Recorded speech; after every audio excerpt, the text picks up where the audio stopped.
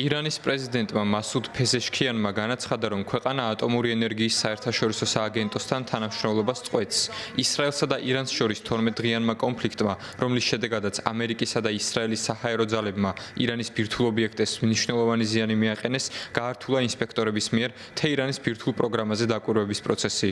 გადაწყვეტილების შესახებ ირანელებს სახელმწიფოს მიერ კონტროლირებადმა მედიამ შეატყობინა.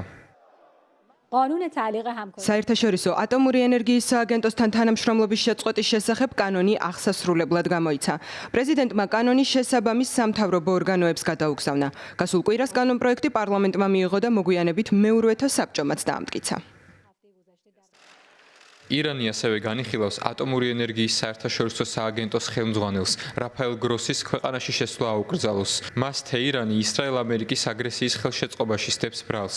ვაშინგტონმა თეირანის გადაწყვეტილება გააკრიტიკა. ამერიკის შეერთებული შტატების სახელმწიფო დეპარტამენტის სპიკერმა მოუწოდა ირანს ითანამშრომლოს მხარეებთან ყოველგვარი შეფერხების გარეშე.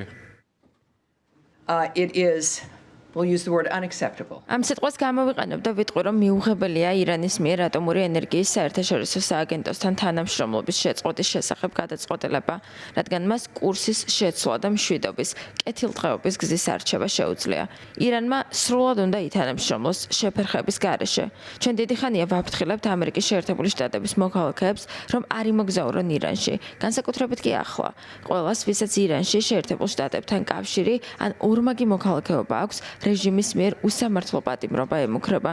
თუ ამჟამად ირანში არ იმყოფებით, არ წახვიდეთ. თუ ირანში ხართ, გთხოვთ იხილოთ ჩვენი უახლესი შეტყობინება, თუ როგორ შეგიძლიათ ქვეყნის უსაფრთხოდ დატოვება. სახელმწიფო დეპარტამენტის სპიკერმა კიდევ ერთხელ დაადასტურა, რომ შეერთებული შტატების სარაკეტო იერიშის შედეგად ირანის ბირთვული პროგრამა მინიმუმ 2 წლით შეფერხდა. ირანის საგარეო საქმეთა მინისტრმა აბას არაღჩიმ მედიასთან ინტერვიუში აღნიშნა, რომ თეირანი მზადაა შეერთებულ შტატებთან მოლაპარაკების პროცესი გააგრძელოს, თუმცა არსებობს თუ არა გეგმა, ამის შესახებ არაფერი უთქვამს.